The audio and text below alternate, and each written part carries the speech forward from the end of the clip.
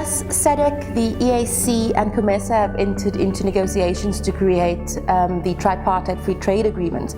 And this is a very technical process. How are you ensuring that non-state actors outside of the technical process is still involved and understanding how this is progressing?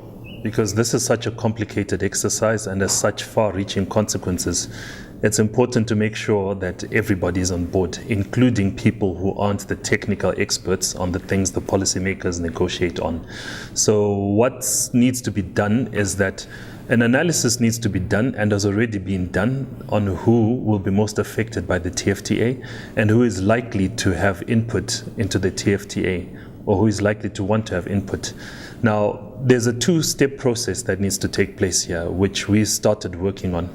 The first one is to firstly sensitize people who are involved in the TFTA, or people who will be affected by the TFTA but aren't involved. And the second part is to build a bridge between them and their governments so that their input can be taken into account.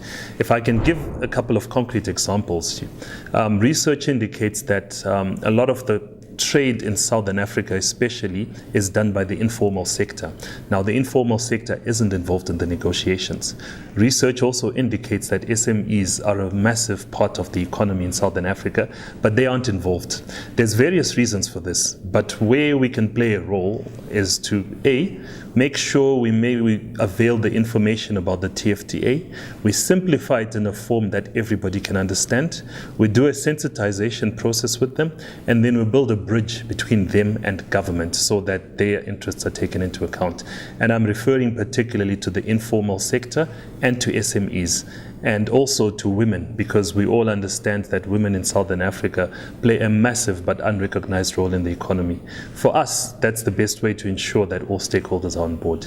So you've identified the need to have non-state actors as part of the TFTA process. How exactly are you going to do this? Well, we've already started doing it, which is good, and we're hoping to continue.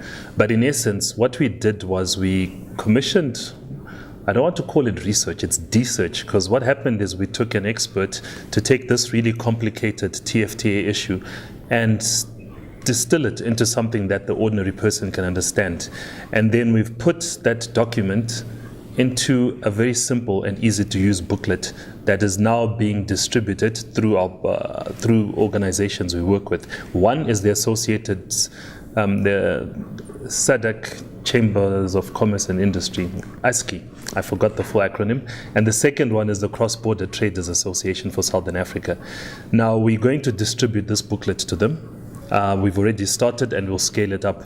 And then what we'll also do is take the essence of that booklet and translate it into at least 12 vernacular languages in the region, so that those who want to be involved or at least be informed but don't speak English as a first language can also understand what's going on. So that's the first step.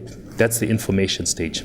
Now the second step, which we've taken in 5 countries, is to get together the private sector, represented by chambers of commerce, the informal traders, the SMEs, and government round the table to discuss what the TFTA means for them. And there was a 2-step process to this. The first part of it was, again, getting people to understand what the TFTA is. And the second part was to begin to help these actors to bridge the gap between the policymakers and the private sector in the sense that I've described. So we've started this. It's gone on in 5 countries. It's gone on quite well. The president of ASCI spoke yesterday about the progress that they've seen since this consultation took place. And now we want to ramp it up so that in even more countries you get this informal sector and the SMEs bridging the gap and speaking to their government. We are talking about the TFTA, but at the same time, SADC has its own regional integration agenda. How would you rate SADC's progress on this issue in particular? I wouldn't be in a rush to look at rating in the formal sense of the word, but I think what would be most useful is, because there are so many issues around regional integration, so many technical issues, is to try and empower whoever in the region is the expert at evaluating how well SADC is doing.